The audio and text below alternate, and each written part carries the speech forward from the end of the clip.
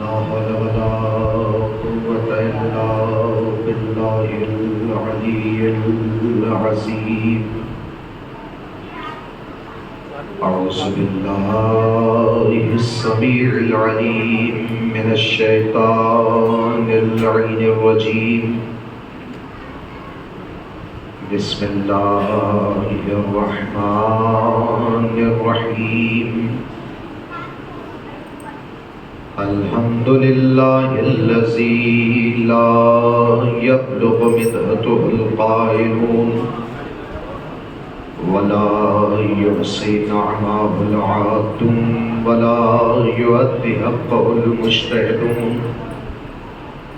الذي لا يدركه بعد الهمم ولا يناله بؤس الفتن.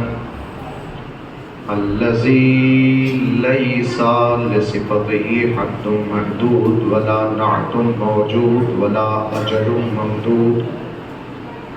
فطر الخلائق بقدرته ونشر الرياح برحمته وغدد بالصخور ميدان عرشه.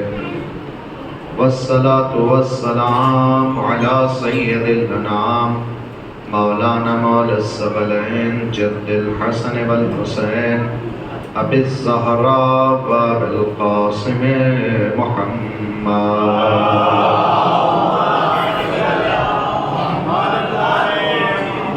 اللهم صل وسلم على سيد المطهر والإمام المظفر والشجاع الغضنفر أبي شبير وشبر قاسم طوبى وسقر الأنزعي البطين الأشرف المكين الأشجع المتين الناصر المعين أزهد الظاهرين زين العابدين مولى الموحدين يعصوب المسلمين قاتل الناكسين والمارقين والقاسطين وخليفة رسول رب العالمين الوالي الولي السيد الرضي الإمام الجلي مظهر العجائب مرد الكتائب صاحب معجزات الغرائب منكث الرأيات صاحب المعجزات والممدوح فيه هلتا والزاريات غالب على كل غالب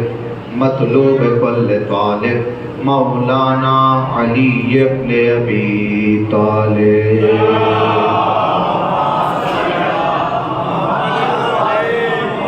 وعلى آلہ واصحابہ واعوانہ وانصارہ ولعنۃ اللہ علی اعدائہم اجمعین من الآن الى لقاء یوم الدین.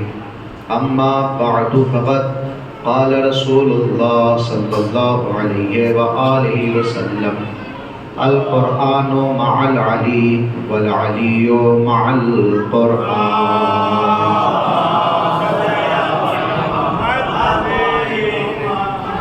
اب حضرات سے مؤدبانہ التماس ہے کہ ایک مرتبہ سورہ حمد اور 3 مرتبہ سورہ اخلاص کی تلاوت فرما کر مقام معظم رہبری آیت اللہ سید علی خامنئی اور حاضرین مجلس کی جتنے مرحومین ہیں سب کی ارواح کو احسان فرما دیں.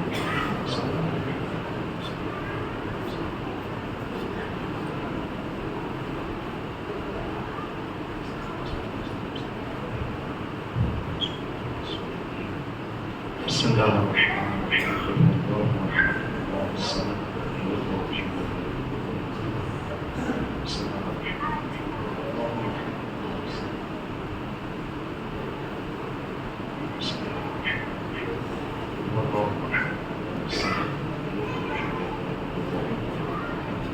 اللهم صل على محمد وآل محمد وعجل فرجهم. سارے مل کر کے عظمت اہل بیت پر ایک باواز بلند صلوات پڑھیں.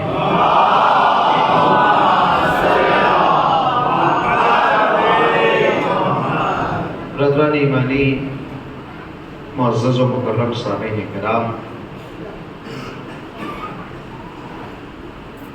کل کی گفتگو میں ہم نے آپ کے سامنے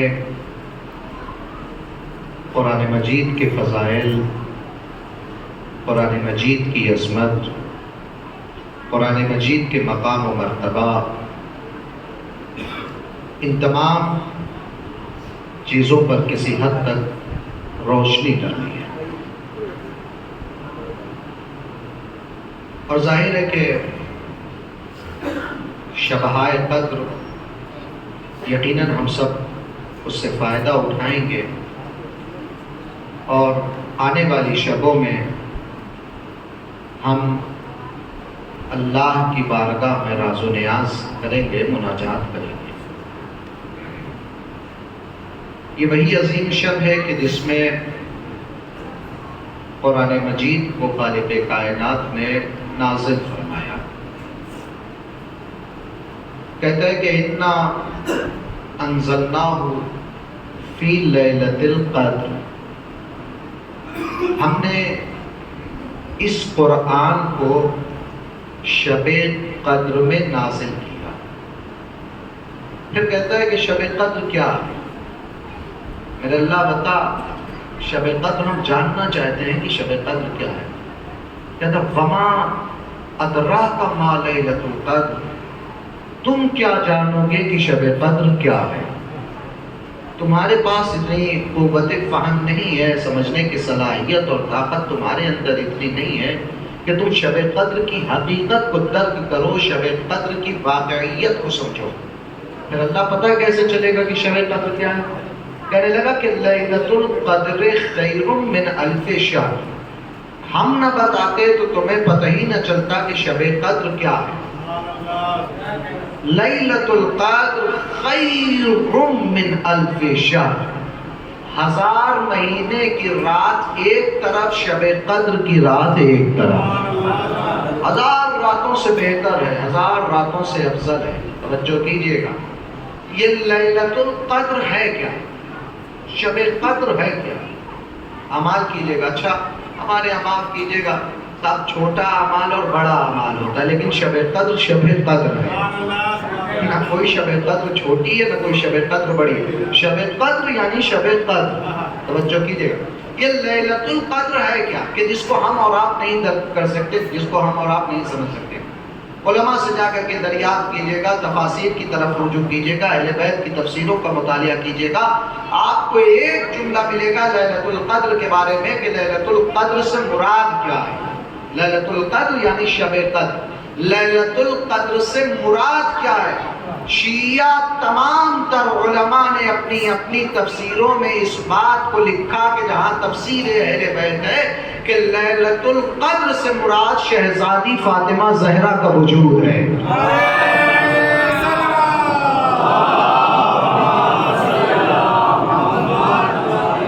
اب اگر ہم نے یہ جملہ کہا ہے تو ترجمہ کیجئے کہ وما ادراک ما لیلۃ القدر، تم کیا جانو کہ فاطمہ کیا ہے۔ یہ مصرع یقیناً آپ کا سنا ہوا ہے، تم کیا جانو کہ فاطمہ کیا ہے۔ تو یہ قرآن ہے کہ جس کو خالق کائنات نے ماہ مبارک رمضان میں نازل کیا۔ اچھا کیوں نازل کیا میرے اللہ تم نے؟ خالی بس رمضان آئے تب یہ کتاب کھلے؟ کوئی بیٹی اگر اپنے گھر سے بیاہ کر کے جا رہی ہو تو اس کے جہیز میں فقط قرآن دے دیا جائے؟ مرنے والا مر گیا ہے تو سکوں 40ویں میں اس کو ایصال ثواب کر دیا جائے؟ رمضان آئے تو ایک گھوڑ سی لگ جائے کہ ہم نے کتنا قرآن ختم کیا؟ کوئی کہ ہم نے 4 قرآن ختم کیا، کوئی کہ ہم نے 5 قرآن ختم کیا۔ پلٹ کر کے سوال تو کرو کہ آیتوں کو کتنا سمجھا ہے۔ توجہ کیجئے گا، گھوڑ سی مچی ہے صاحب، اور یہ جملہ اردو ادب سے آشنائی رکھنے والے افراد خوب سمجھیں گے۔ ہم نے قرآن ختم کر لیا، ایسی کتاب کو ختم کر رہے ہیں کہ جو ختم ہونے والی ہے ہی نہیں۔ ایسی کتاب کو ختم کرنے کی ہوڑ مچی ہے کہ جو کتاب ختم ہونے والی ہے ہی نہیں۔ قرآن کو ہم نے اور آپ نے سمجھا کتنا ہے؟ میں اپنے موضوع سے متصل ہونا چاہتا ہوں، اور کل کی گفتگو میں ہم نے یہ کہا تھا کہ مقام معظم رہبری آیت اللہ خامنئی کے اوپر کچھ باتیں کریں گے اور کچھ پیغام ہیں کہ جو آپ تک یقیناً ہم پہنچانا چاہیں گے۔ اس حالات حاضرہ میں، اس دور حاضر کا تقاضا بھی یہی ہے کہ مجالس میں رہبر کا تذکرہ ہو، اس لیے کہ رہبر نے ہم کو دونوں چیزیں سکھائی ہیں، قرآن کی تلاوت بھی کرنا سکھایا، علی سے محبت کرنا بھی سکھایا۔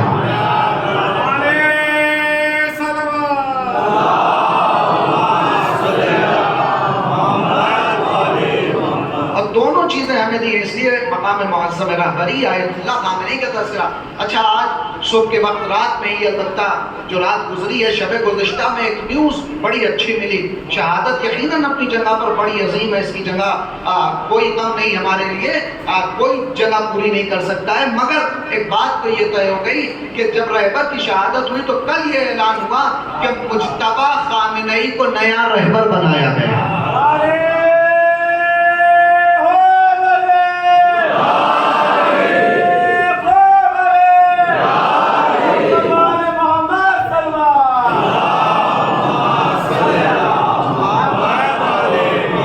مجتبیٰ خامنئی کو نیا رہبر انتخاب کیا گیا, نیا رہبر چنا گیا, سپریم لیڈر بنایا گیا.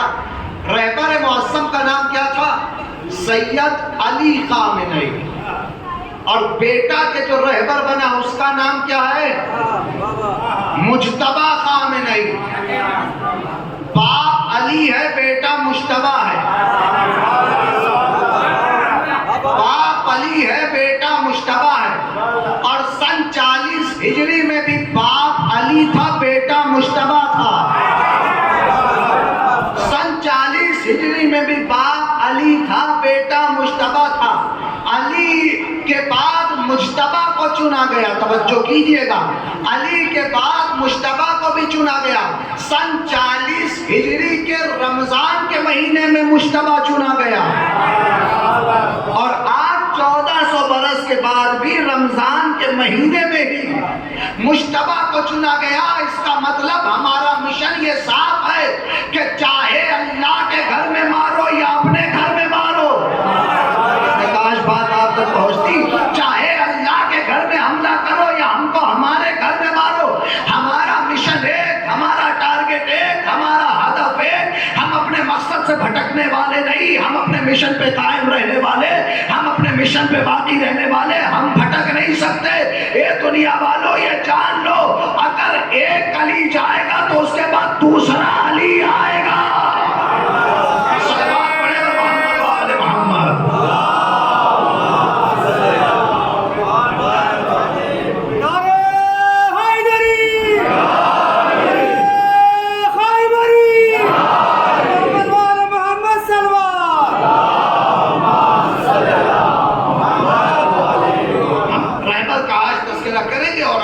اچھا عظیم کام کیا ہے رہبر نے. ہم یہ جو آج اتنی آزادی کے ساتھ ایام ازا منا رہے ہیں, امام حسین اہل بیت کا کرم یقیناً ہم پر ہے. کوئی شک اس میں نہیں ہے کہ اہل بیت کا کرم نہیں ہے. اہل بیت کا کرم یقیناً ہے, لطف یقیناً ہے, یقیناً ہے, فضل و عنایات یقیناً ہے, مگر وسیلہ جسے بنایا وہ رہبر تھے. توجہ کیجئے گا, ہم جو آرات جو کر رہی ہے شان و شوکت کے ساتھ, یہ ان کی شہادتیں. ہم نے اور آپ نے سچ اگر پوچھئے, ہم نے یقیناً گریہ کیا, ماتم کیا, ہم غمزدہ ہیں, ہم احتجاج کرتے ہیں, ہم ظالمین کے خلاف آواز بلند کرتے ہیں, مگر ان افراد کا مرتبہ بہت بلند ہے کہ جنہوں نے راہ خدا میں اپنی جان کو قربان کر دی. ان افراد کا مرتبہ بہت بلند ہے. ہم نے اور آپ نے خالی گریہ کی, انہوں نے اپنی جان قربان کر دی ہے دین اسلام کی خاطر. توجہ کیجئے گا میرے عزیزوں. تو قرآن سمجھا کتنا ہے؟ قرآن پڑھا تو مگر قرآن سمجھا. اگر دنیا کے مسلمانوں کو قرآن سمجھ میں آ جاتا تو علی سمجھنے میں ٹائم ہی نہیں لگتا. دنیا کے مسلمانوں کو اگر قرآن سمجھ میں آ جاتا تو علی سمجھنے میں وقت نہیں لگتا. آیہ اکمال ہے, آیہ بلیغ ہے, آیہ مباہلہ ہے, آیہ تطہیر ہے, آیہ ولایت ہے, یہ تمام آیات ہیں کہ جو امام علی کے شان میں انشاءاللہ آنے والے دنوں میں عرض کریں گے. توجہ کیجئے گا. قرآن کہتا ہے افلا یتدبرون القرآن ام علی قلوب اقفالها. یہ قرآن کے بارے میں تدبر کیوں نہیں کرتے, یہ قرآن کے بارے میں سوچتے کیوں نہیں ہے؟ کیا ان کے دلوں پہ تالے لگ گئے ہیں؟ تالا کیوں لگایا جاتا ہے؟ کسی دروازے پر تالا اس لیے لگایا جاتا ہے تاکہ باہر والی چیز اندر نہ آ سکے, اندر والی چیز باہر نہ جا سکے. قرآن کہتا ہے کہ سوچتے کیوں نہیں کہ تمہارے دلوں پہ تالے لگ گئے ہیں؟ اس کا مطلب یہ ہے کہ کوئی ذات ایسی ہے کہ جو ان کی دماغوں میں نہیں اتر رہی. توجہ کیجئے گا. یہ قرآن صاحب انا انزلناہ قرآنا علی عربيا لعلكم تعقلون. ہم نے اس قرآن کو عربی زبان میں نازل کیا شاید کہ تمہیں عقل آ جائے. تو قرآن تعقل والی کتاب، قرآن تفکر والی کتاب، قرآن سوچنے والی کتاب، قرآن سمجھنے والی کتاب ہے. اور جو انسان قرآن کی آیتوں کو پڑھ کر کے سمجھتا ہے پھر وہ اپنی نمازوں میں دعا کرتا ہے اللہم ارزقنا توفیق الشہادہ. جو قرآن کی آیتوں کو پڑھتا ہے وہ اپنی نمازوں میں دعا کرتا ہے اے میرے اللہ ہمیں شہادت کی توفیق دے، اے میرے اللہ ہمیں اپنے راستے میں جہاد کی توفیق دے، اے میرے اللہ ہمیں دین اسلام پہ قربان ہو جانے کی توفیق دے. کیوں؟ اس قرآن کو پڑھنے والا یہ جان رہا تھا کہ قرآن کہتا ہے وَلَا تَحْسَبَنَّ الَّذِينَ قُتِلُوا فِي سَبِيلِ اللَّهِ أَمْوَاتًا بَلْ أَحْيَاءٌ عِندَ رَبِّهِمْ يُرْزَقُونَ. رہبر یہ دعا اس لیے کر رہے تھے کیونکہ جانتے تھے کہ اللہ کی راہ میں مرنے والا مر کر کے زندہ ہو جاتا ہے.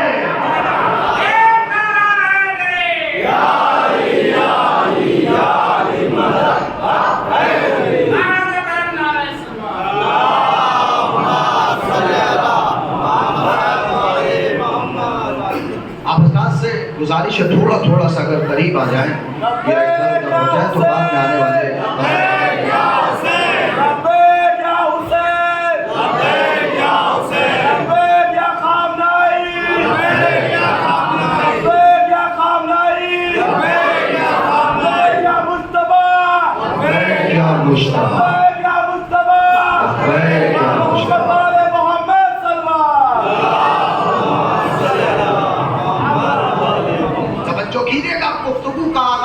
سے کر رہا ہوں اور پوری توجہ بات کی چاہتا ہوں. قرآن کہتا ہے وَلَا تَحْسَبَنَّ الَّذِينَ قُتِلُوا فِي سَبِيلِ اللَّهِ أَمْوَاتًا. سوچنا تک نہیں، گمان تک نہیں کرنا.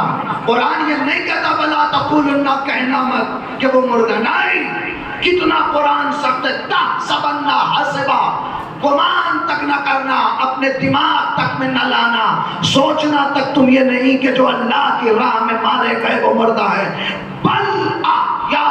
بلکہ وہ زندہ ہے وعند ربہم یرزقون، اور اپنے پروردگار کی طرف سے رزق پاتے ہیں. یعنی جو اللہ کی راہ میں مارا جائے وہ زندہ ہوتا ہے، وہ مرتا نہیں ہے، وہ باحیات ہوتا ہے. کمال کی بات تو یہی ہے کہ رہبر دنیا سے چلے گئے پھر بھی زندہ ہے اور وہ منحوس زندہ رہ کر کے پھر بھی مردہ ہے. کاش میری بات آپ تک پہنچ جاتی. وَلَا تَحْسَبَنَّ الَّذِينَ قُتِلُوا فِي سَبِيلِ اللَّهِ. قرآن کہتا ہے کہ جو اللہ کی راہ میں مار دیے جائے گمان تک یہ نہ کرنا، سوچنا تک یہ نہیں کہ وہ مر گئے ہیں، وہ مردہ ہو گئے.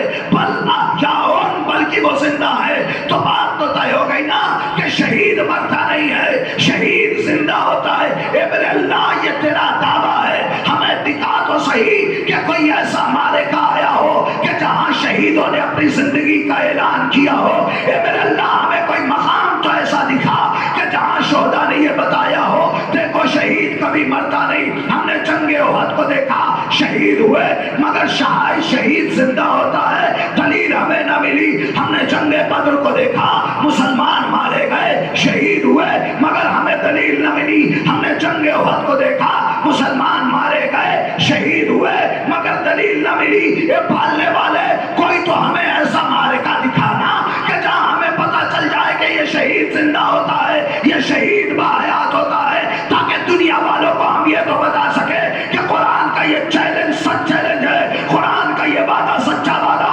قرآن کا یہ وعدہ سچ وعدہ ہے. میرے اللہ دکھا ہمیں کوئی میدان کا آ جانا. ایک زمانہ ایسا آئے گا ایک کٹا ہوا سر نو کے نیزہ پہ قرآن پڑھ کے بتائے گا کہ دیکھو شہید زندہ ہے.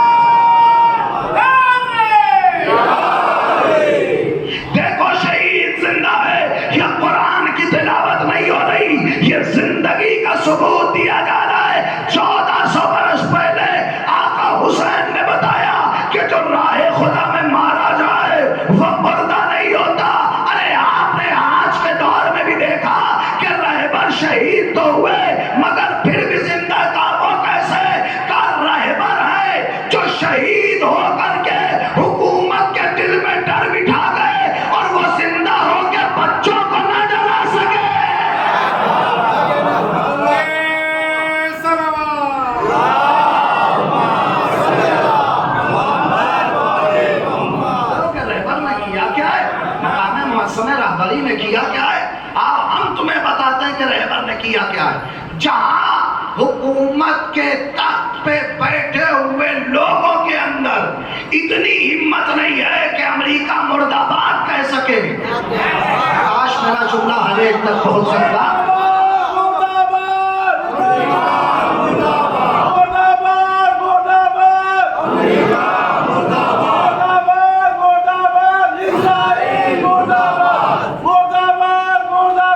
اسرائیل مرد آباد، زندہ باد زندہ باد، خامنائی زندہ باد، زندہ باد زندہ باد، خامنائی زندہ باد،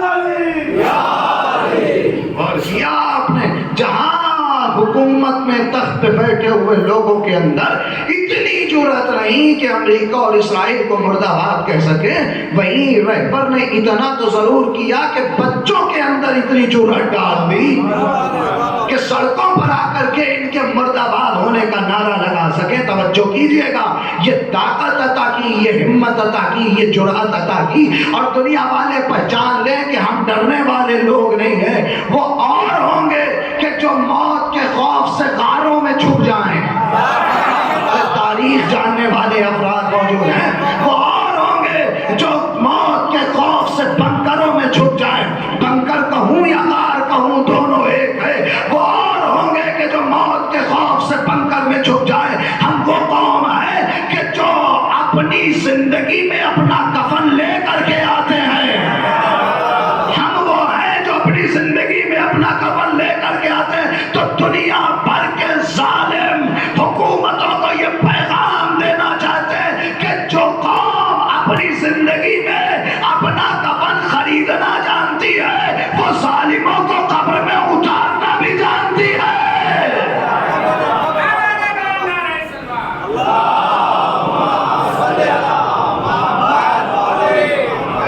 کیا کیا ہے رہبر نے؟ ہمت عطا کی ہے، طاقت عطا کی ہے. لیکن کچھ افراد ایسے ہیں کہ جن کے اندر یہ طاقت نہیں آ سکتی، اس لیے کہ جب کوئی باطل کے پیسے پر بک جائے، جب باطل اس کی نگاہ میں سب کچھ ہو، تو یہ نعرہ وہ بلند نہیں کر سکتا. سوشل میڈیا کا زمانہ ہے، آپ نے دیکھا ہوگا مشہور شاعر ہیں، انہوں نے کہا کہ جناب رہبر کی شہادت اگر ہو گئی، آپ نے احتجاج کیا تو کیا کیا؟ 160 پیڑ لگوا دیجئے، بچوں کے نام پر ٹافیاں آپ بانٹ دیجئے. ہو سکتا ہے کہ بہت سے لوگوں نے نہ دیکھا ہو، بہت سے لوگوں نے دیکھا ہو. ہماری اور آپ کی مجبوری یہی ہے کہ ہم یہ دیکھتے ہیں کس کا نام بڑا ہے اسے بلایا جائے. ہماری اور آپ کی مجبوری یہ بن چکی ہے. ہم اور آپ یہ سوچے نہیں جس کا نام بڑا ہو اس کو بلایا جائے. ہم یہ نہیں دیکھتے کہ یہ کس کا مخالف ہے، کس کی حمایت کر رہا ہے، کس کی حمایت میں بول رہا ہے، اس کو فنڈنگ کہاں سے ہو رہی ہے، اس کو پیسے کہاں سے مل رہے ہیں کہ جو یہ سب بول رہا ہے. توجہ کیجئے گا، ضروری نہیں ہے کہ ہر شمس چمکے.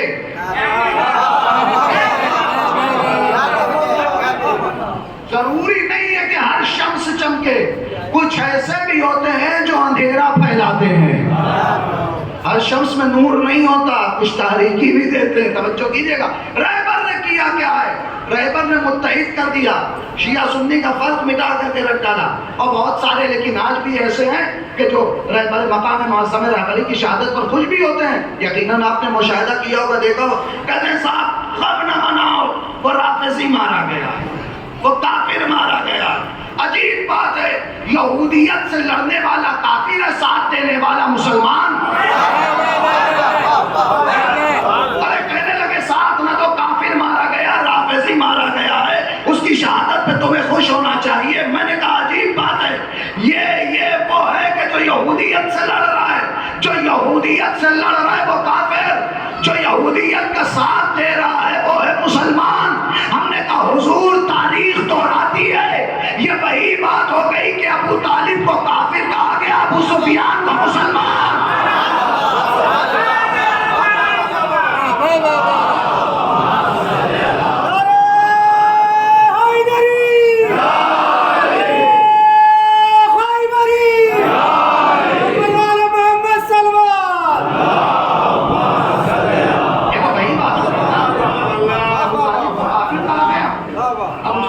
مسلمان کہا گیا.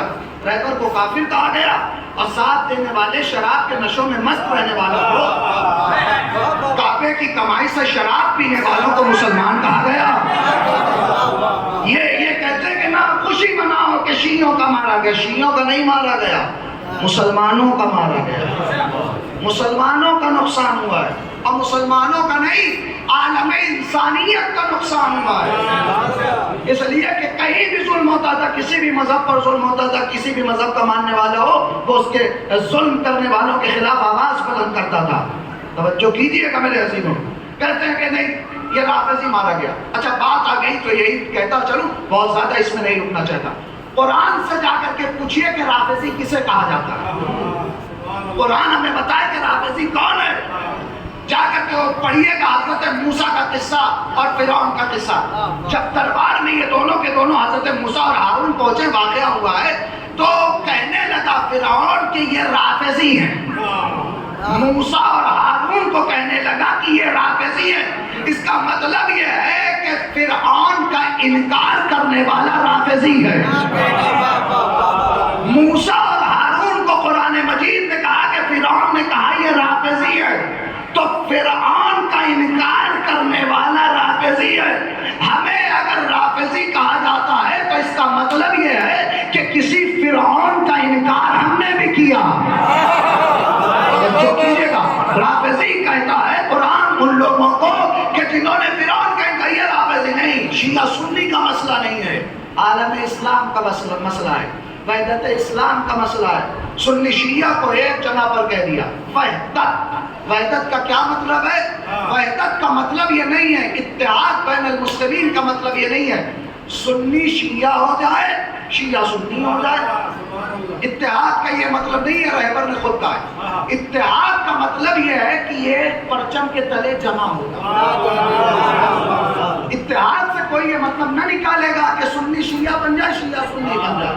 اتحاد کا قطعاً یہ مطلب نہیں ہے۔ اتحاد کا مطلب یہ ہے کہ ایک پرچم کے تلے جمع ہو جائے۔ لا الہ الا اللہ پرچم ہے، اس کے تلے سب کے سب آ جاؤ۔ توجہ کیجئے گا، یہ رہبر نے کام کیا، مقام معظم رہبری نے کام کیا، مگر دشمن اپنے کام یقیناً کرتا ہے۔ دشمنوں سے ہوشیار رہنے کی ضرورت ہے۔ شیعوں میں بھی پائے جاتے ہیں، سنیوں میں بھی پائے جاتے ہیں، دونوں جگہ دشمن موجود ہیں اور اپنا اپنا کام کر رہے ہیں۔ ان کے ایجنڈوں سے بچ کر کے رہنا، شیعوں کو بھی بچ کر کے رہنا چاہیے، سنیوں کو بھی بچ کر کے رہنا چاہیے۔ توجہ کیجئے گا، تو یہ مقام معظم رہبری نے کام کیا ہے۔ تو قرآن مجید کہتا ہے کہ دیکھو یہ زندہ افراد ہیں، بہت توجہ کیجئے گا، زندہ افراد ہیں۔ اچھا، زندہ ہونے کی دلیل یہ ہے کہ وہ آج بھی ڈرتا ہے۔ اس کو تو اتنا یقین تھا نا کہ خامنئی مارے جا چکے، کہہ رہا تھا ہمارے پاس ویڈیو بھی موجود ہے، خامنئی شہید ہوئے، اس کے ثبوت ہمارے پاس موجود ہیں۔ لیکن جب اس نے یہ سنا کہ پھر سے خامنئی آئیں گے تو کہنے لگا اگین خامنئی، ارے نام میں کتنا ہیبت ہے۔ جب خامنئی کے نام میں اتنی ہیبت ہے تو علی کے نام میں کتنی ہیبت ہوگی۔ کہنے لگا پھر سے خامنئی نہیں چنے جانے چاہیے، خامنئی کو نہیں چنا جانا چاہیے، خامنئی نہیں آئیں گے۔ بہت توجہ کیجئے گا، خامنئی اب نہیں آئیں گے۔ لیکن خدا جب کرم کرتا ہے تو ایسے ہی کرتا ہے۔ ساری دنیا کے شیعہ سنی پریشان تھے کہ خامنئی دنیا سے چلے گئے، خامنئی دنیا سے چلے گئے۔ اللہ نے کہا گھبراؤ نہیں، اگر صحیح خامنئی لیا ہے تو جوان کر کے دیں گے۔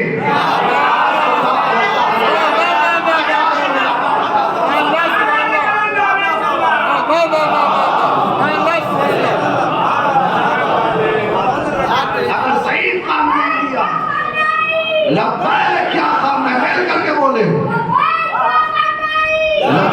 یا خامنئی، جزاک اللہ، لبیک یا مشتبہ، جزاک اللہ۔ یہ لبیک یا خامنئی، ہر زبان پر یہی نعرہ، لبیک یا خامنئی، لبیک یا خامنئی، لبیک یا خامنئی، ہر زبان پر نعرہ ہے لبیک یا خامنئی۔ یہ نعرہ نہیں، لبیک یا خامنئی ہماری جان، لبیک یا خامنئی ہماری روح، لبیک یا خامنئی ہمارا عشق، لبیک یا خامنئی ہماری محبت، لبیک یا خامنئی ہماری عزت، لبیک یا خامنئی ہماری آبرو، لبیک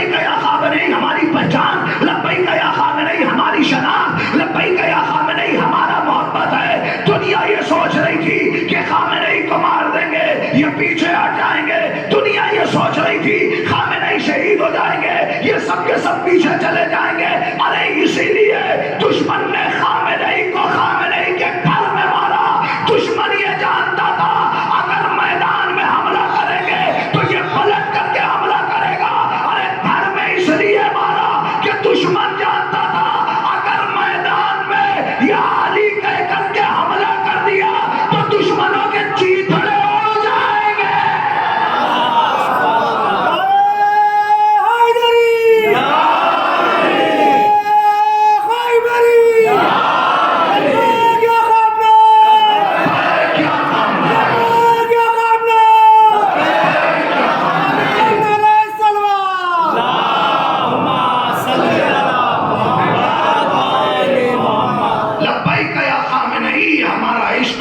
یہ ہماری جان ہے, یہ ہمارا سرور ہے, یہ ہمارا چین ہے. ہم یہ نعرہ نہیں بھول سکتے تا دم حیات تا دم مرگ. یہ نعرہ ہم کبھی نہیں بھولیں گے. دشمن سوچتا تھا ہم ڈرائیں گے یہ ڈر جائیں گے. دشمن سوچتا تھا ہم انہیں موت کا خوف دلائیں گے یہ میدانوں سے چلے جائیں گے. دشمن یہ سوچتا تھا ہم انہیں مار دیں گے یہ مٹ جائیں گے. مگر دشمن کو یہ نہیں پتا تھا اگر مٹنے والے ہوتے تو کربلا میں مٹ گئے ہوتے. اگر مٹنے والے ہوتے تو کربلا میں مٹ گئے ہوتے. ہم مٹنے والی قوم نہیں, ہم دعائے زہرا ہیں, ہم دعائے سیدہ ہیں, ہم دعائے بطول ہے. جس کے لیے زہرا ہاتھوں کو اٹھائے, جس کے لیے صدیقہ ہاتھوں کو اٹھائے, جس کے لیے بطول ہاتھوں کو اٹھائے, وہ نہیں مٹ سکتا. دشمن تو مٹ جائے گا مگر یہ نہیں مٹیں گے. کیوں؟ اس لیے کہ زہرا نے ان کے لیے دعا مانگی ہے. آج زمانہ سوچ رہا تھا انہیں موت کا خوف دلاؤ, انہیں ڈراؤ, انہیں دھمکاؤ, یہ بھاگ جائیں گے. مگر انہیں پتا نہیں تھا کہ جب میرا مولا عباس خانہ کعبہ کی چھت پر آیا اور امام حسین کا تعارف کرانے لگا تو تعارف کراتے کراتے یہ کہتا ہے اتخون قوما یلعبوا بالموت بالطفولیہ. تم ایسے گھرانے کے لوگوں کو ڈرانے آئے ہو جن کے گھر کے بچے موت سے کھیلتے ہو. تم ایسی قوم کو ڈرانے آئے ہو جن کے گھر کے بچے موت سے کھیلتے ہو, موت سے کھیلتے ہو, موت سے کھیلتے ہو. ارے جب 6 مہینے کے بچے کو موت سے نہ ڈرا سکے تو 86 برس کے بوڑھے کو کیسے ڈراؤ گے؟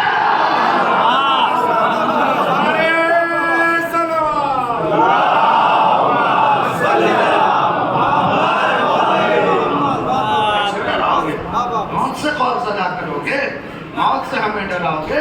موت کی دھمکیاں, ہم موت سے ڈرنے والے نہیں. یہودیت کو اپنا دشمن سمجھو اور جو یہودیوں کا ساتھ دے اس کو اپنا دشمن جانو. میں نہیں کہتا ہوں, یہ میری اپنی طرف سے کوئی بات نہیں, یہ قرآن کہتا ہے. اپنی طرف سے کوئی بات نہیں کہتا. قرآن کہتا ہے کہ یہودی تمہارا دشمن ہے اور دشمن کا دوست دشمن. نہ دیکھو کہ اس کا مذہب کیا ہے, نہ دیکھو کہ اس کا دین کیا ہے. اگر وہ دشمن کا دوست ہے تو وہ تمہارا دشمن ہے. اس کو اپنا دشمن جانو. لَتَجِدَنَّ أَشَدَّ النَّاسِ عَدَاوَةً لِلَّذِينَ آمَنُوا الْيَهُودَ. یہودیوں کو اپنا دشمن جانو اس لیے کہ وہ تمہارا دشمن ہے. توجہ کیجیے گا. اور یہودیوں کو اپنا حاکم نہ بنانا, یہودیوں کو اپنا سرپرست نہ بنانا, یہودیوں کو اپنا لیڈر نہ بنانا, یہودیوں سے عیسائیوں سے دوستی نہ کرنا. پھر کہتا ہوں یہ میرا جملہ نہیں, یہ قرآن کی آیت ہے. قرآن نے کہا ہے دنیا بھر کے ایمان والوں سنو, یہودیوں کو اپنا حاکم نہ بناؤ, یہودیوں کو اپنا لیڈر نہ بناؤ, یہودیوں کو اپنا رہبر نہ بناؤ. قرآن کہتا بسم اللہ الرحمن الرحیم یا ایھا الذین آمنوا لا تتخذوا اليہود والنصارى اولیاء. اے ایمان والو, یہودیوں اور عیسائیوں کو اپنا ولی نہ بناؤ. ایمان والو, ایمان والو, ایمان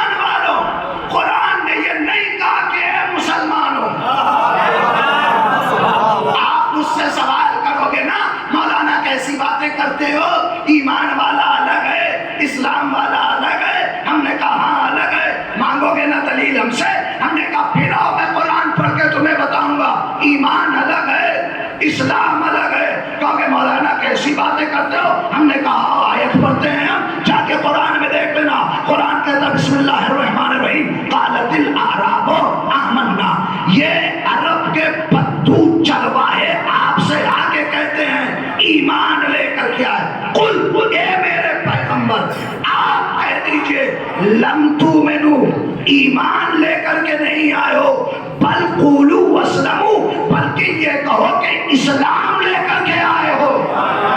ارے کرو نا اشکال، یہ قرآن کیا کہتا ہے ایمان الگ ہے اسلام الگ ہے. کرو نا اعتراض کہ ایمان الگ ہے اسلام الگ ہے. قرآن کہہ رہا قالت الاعراب آمنا قل لم تؤمنوا بل قولوا واسلموا ولما يدخل الایمان فی قلوبکم. ایمان تو بھی تمہارے دلوں میں داخل نہیں ہوا، تم ایمان لے کر کے نہیں آئے ہو، اسلام لے کر کے آئے ہو. تو اے میرے اللہ کے نبی ہمیں بتا کہ ایمان کسے کہتے ہیں، ایمان کیا ہے، تاکہ ہم مومن بن جائیں.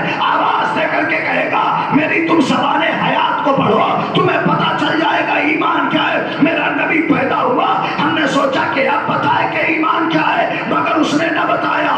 سن 40 پہ میرا نبی 40 برس کے بعد اعلان نبوت ہوا. ہم نے سوچا اب بتائے گا کہ ایمان کیا ہے، مگر نہ بتایا. میرا نبی مکے سے مدینے آ گیا، ہم نے سوچا کہ اب بتائے گا ایمان کیا ہے، مگر نہ بتایا. میرے نبی نے خیبر کی جنگ لڑی، احد کی جنگ لڑی، بدر کی جنگ لڑی، تمام جنگیں میرے نبی نے لڑی. ہم نے سوچا کہ بتائے گا کہ ایمان کیا ہے، ایمان کیا ہے، ایمان کیا ہے. شب ہجرت کا واقعہ ہوا، ایمان کا پتہ نہ چلا، لیکن ایک جنگ پر میری نگاہ گئی کہ جب امرت نے اب توجہ آ کر کے اللہ کے نبی کے خیمے پر نیزے کو مارا، جیسے ہی نیزہ پڑا میرے نبی نے فرمایا من لہذا القلب، کون ہے جو اس کتے کے مقابلے میں جائے.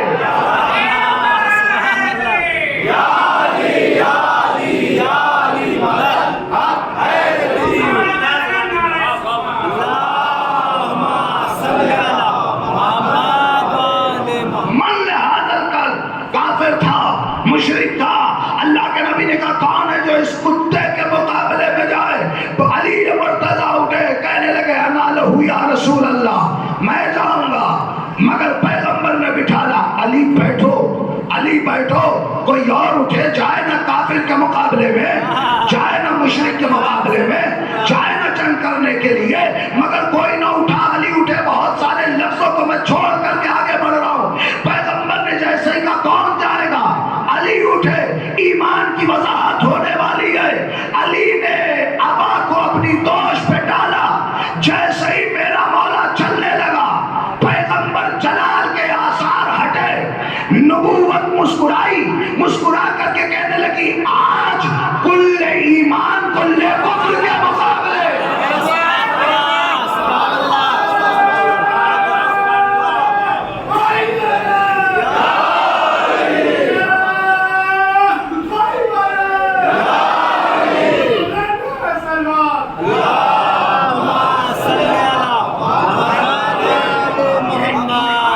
مومن نہیں جا رہا ہے، اس پہ ایمان لانے والا مومن ہے. یہ ایمان جا رہا ہے، مومن نہیں. ایمان، اس پہ ایمان لاؤ گے تو مومن بنو گے. تو یا ایھا الذین آمنو، اے ایمان والو، یہود اور نصارہ کو اپنا دوست نہ بنانا. بعضهم اولیاء بعض، آپس میں وہ دونوں ایک دوسرے کے دوست ہیں. اب پھر قرآن مجید نے یہ کہا وَمَن تَوَلَّيْتَهُم مِّنكُمْ فَإِنَّهُ مِنْهُمْ. جو عیسائی اور یہودی کو اپنا حاکم بنائے گا وہ بھی یہودی ہوگا. آخر کے قرآن دیکھ لیجیے گا اور ضمائر کو پلٹا لیجیے گا تو معلوم چلے گا کہ قرآن کہنا کیا چاہتا ہے. بڑی ذمہ داری کے ساتھ یہ جملے کہہ رہا ہوں.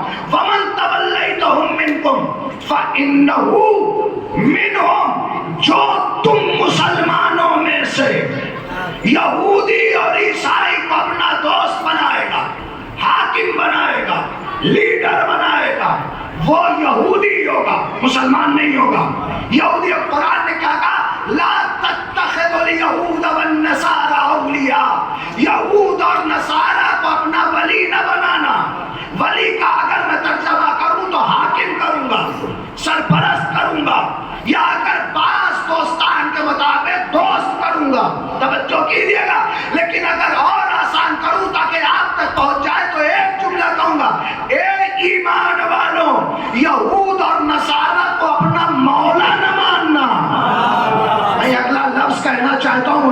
توجہ چاہتا ہوں، اے ایمان والو، یہود اور نصارہ کو اپنا مولا نہ ماننا، مولا نہ ماننا۔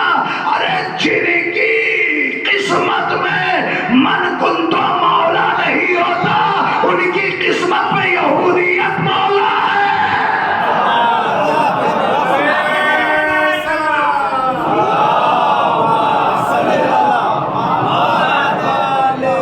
جوان جوان گلی گلی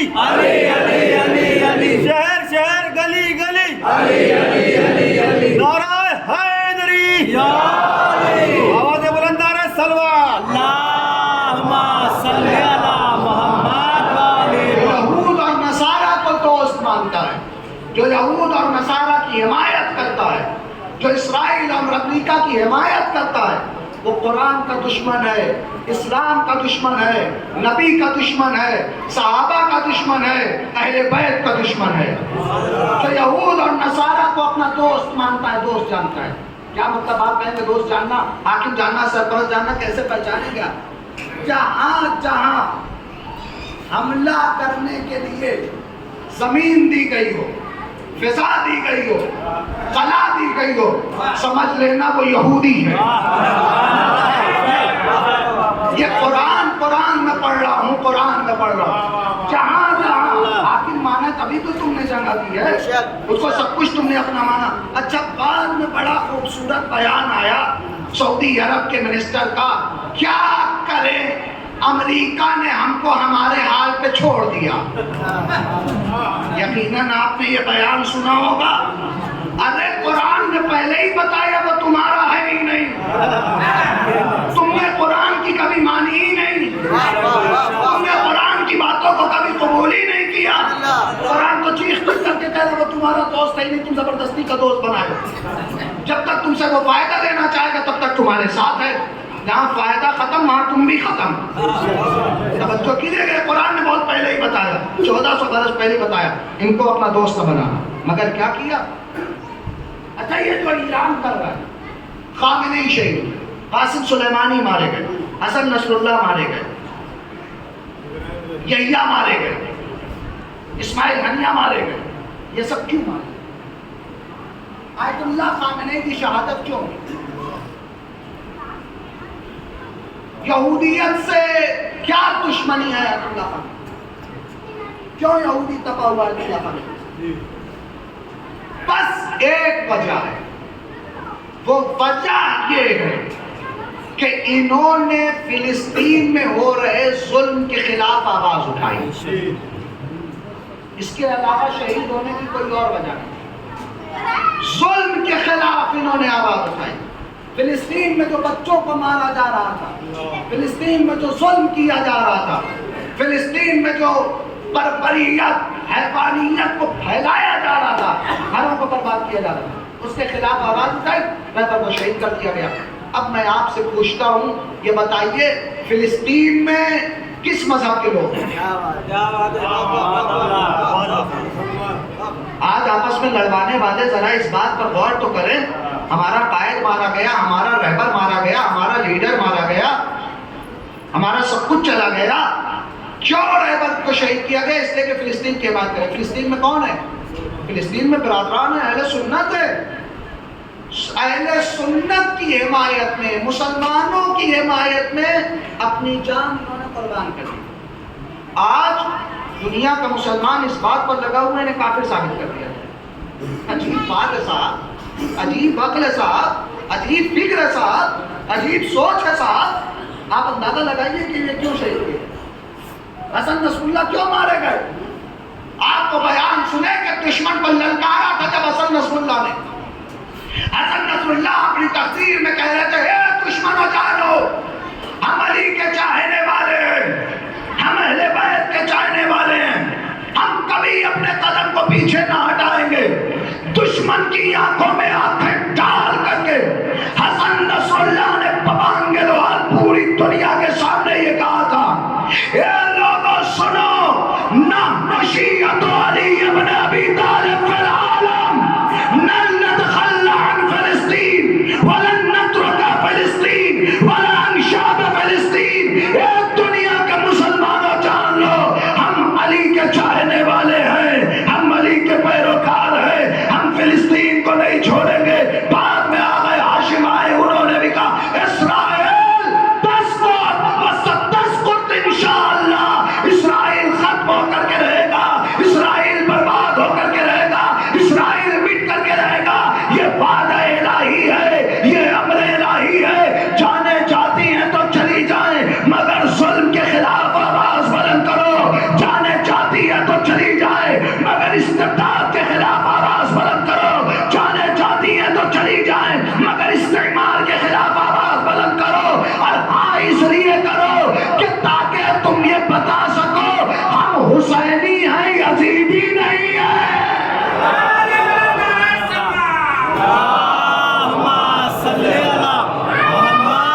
ایک سے بڑھ کر ایک ذلیل، امریکہ اسرائیل، ایک سے بڑھ کر ایک ذلیل، امریکہ اسرائیل، ایک سے بڑھ مل کے کر بولو۔ ایک ذلیل، امریکہ اسرائیل، مرد آباد مرد آباد، امریکہ مرد آباد، مرد آباد مرد آباد، اسرائیل مرد آباد، زندہ باد زندہ باد، خامنہئی زندہ باد، زندہ باد زندہ باد، خامنہئی زندہ باد، لبیک یا حسین، لبیک یا حسین، لبیک یا حسین، لبیک یا حسین، محمد علی، محمد والے محمد صلی اللہ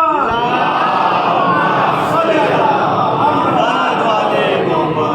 اس لیے مارے گئے، یہ اس لیے شہید ہوئے۔ متحد ہو جاؤ، آپس میں اتحاد پیدا کرو، آپسی عقائد، فروع دین نہ دیکھو۔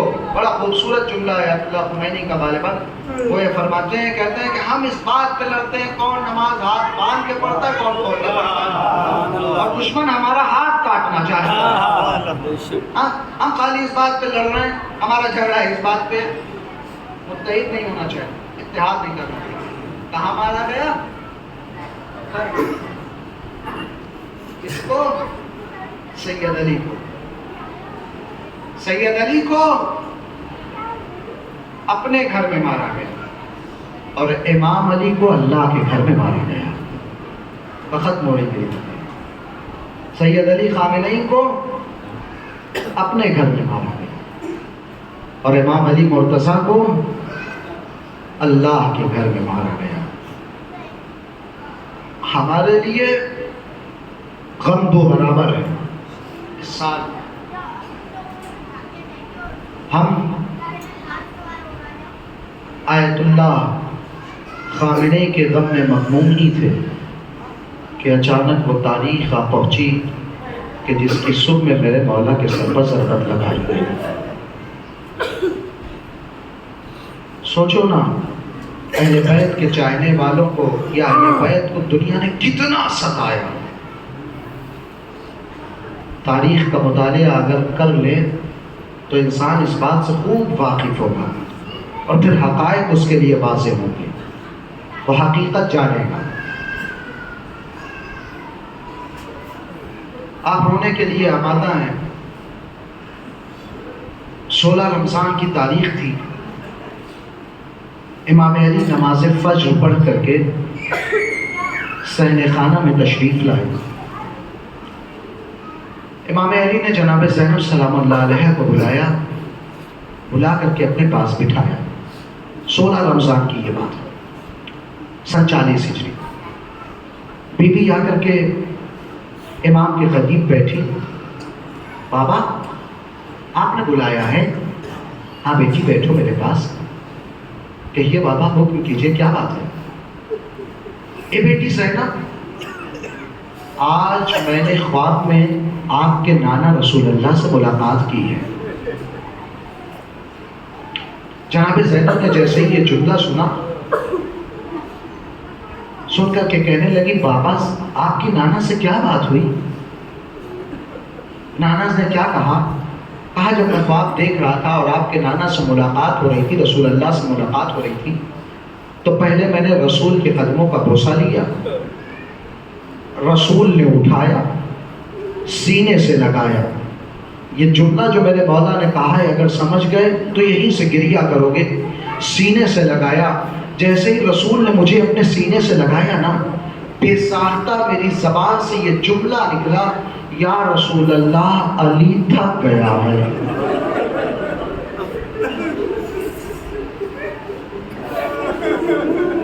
یا رسول اللہ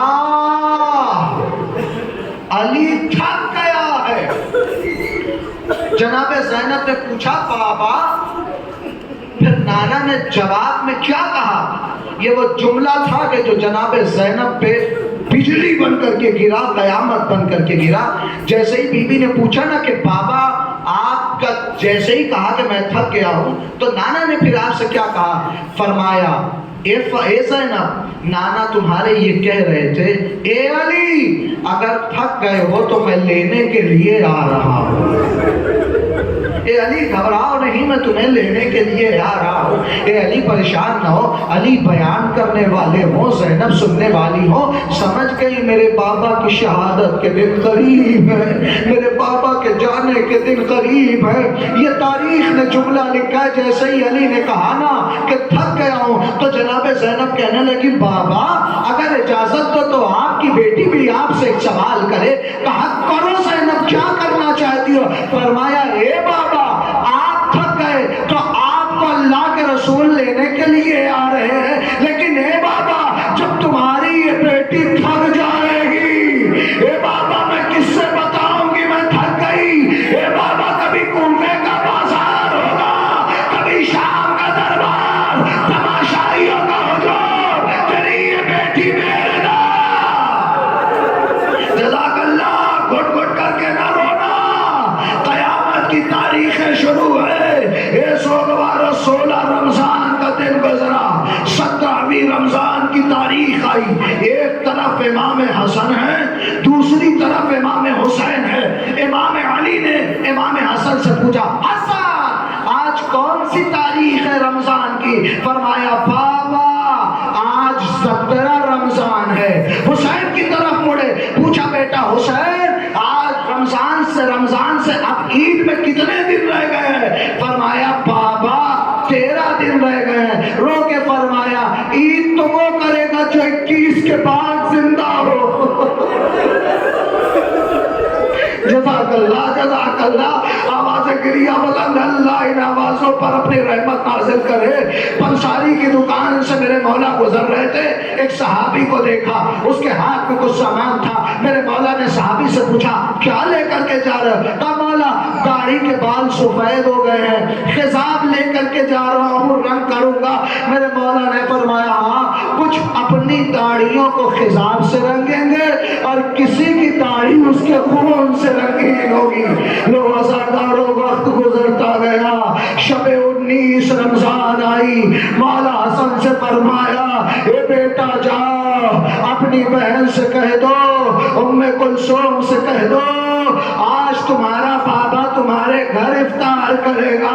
بیٹی اور باپ میں کتنی محبت ہوتی ہے یہ آپ خوب سمجھ سکتے ہیں جو صاحب اولاد ہے۔ اس وارو ام کلثوم تک جب خبر پہنچی نا تو ام کلثوم نے سوچا اپنے بابا کے لیے کیا کیا بنا لیا جائے، مگر پھر خیال آیا میرے بابا کو بہت وسیع دسترخوان پسند نہیں ہے۔